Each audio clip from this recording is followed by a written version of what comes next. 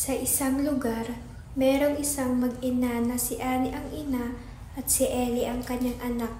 Mahirap lang ang buhay nila, si Annie na lang ang nagpapaaral sa kanyang anak dahil ang ama nito ay maagang pumanaw dahil sa sakit na kanser. Sige, inay.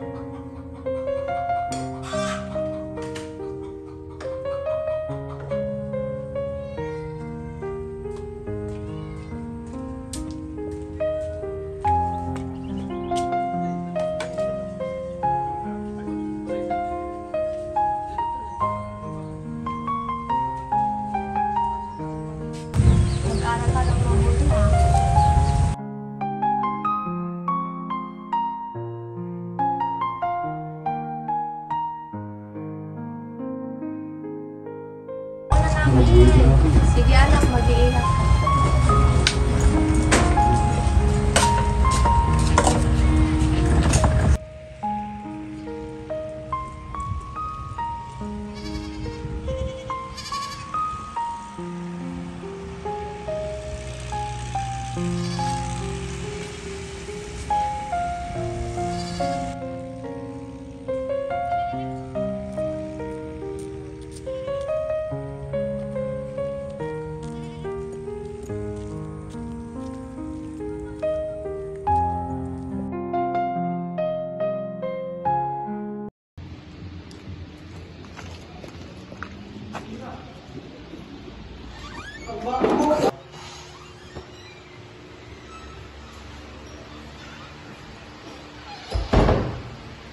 Naaamoy niyo ba yun?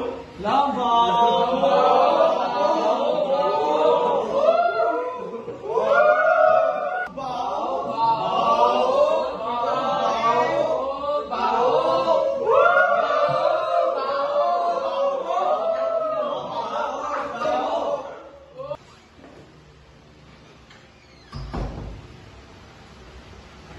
Good morning, class.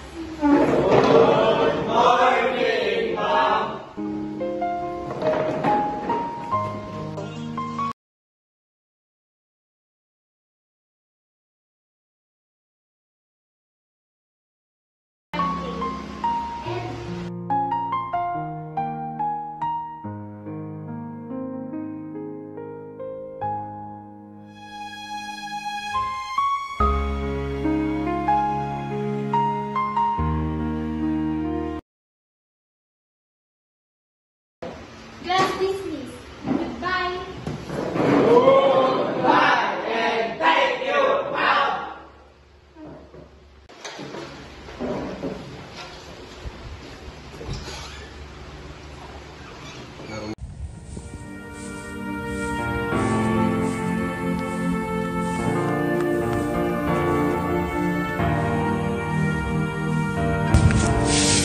Oh, bakit ganyan ang itsura mo, anak?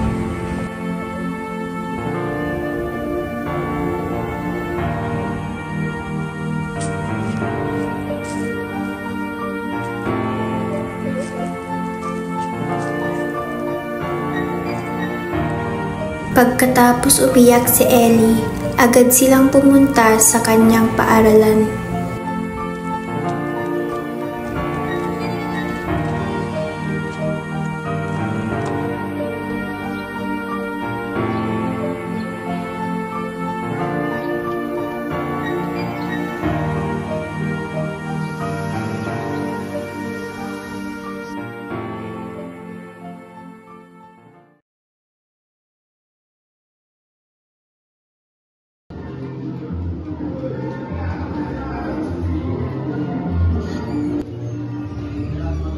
May pinagawa ang kanilang guro bago siya kausapin ng mag-ina.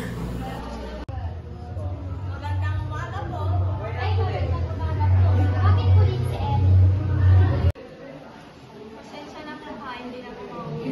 Sige po, upo ka na doon, Ellie, at makapagsimula na tayo.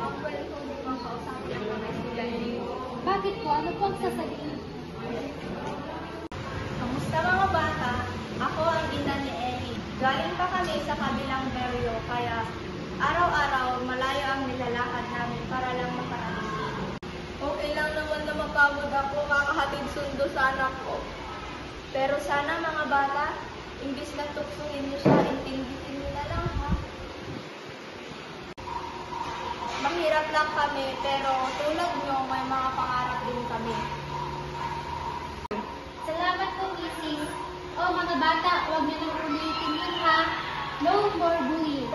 Kinausap agad ng nanay ni Ellie ang mga estudyante.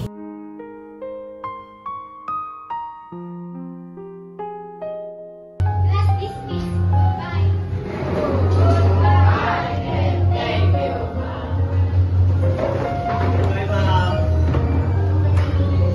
Pagkatapos makausap ang nanay ni Ellie ang mga bata, lumabas si Ellie at sinabi siya sa kanila.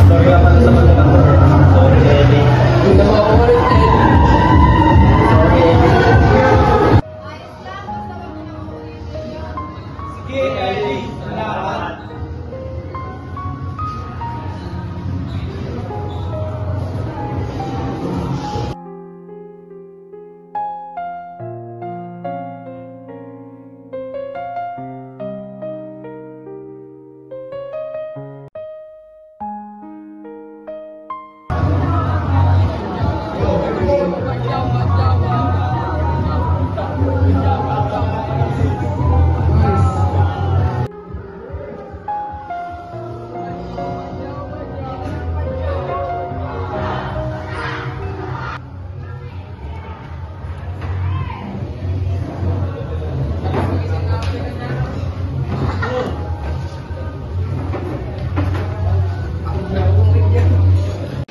Ellie Banana.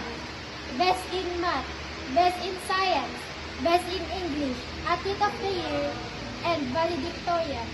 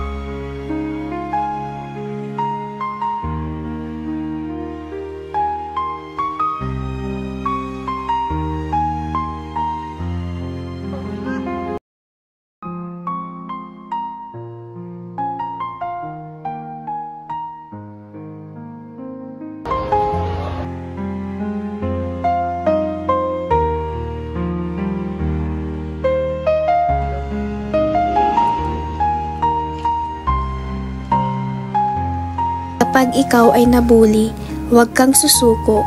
Tandaan mo, ang mga hamon na ito ay hindi magtatagal at maraming magagandang bagay pa ang darating sa buhay mo.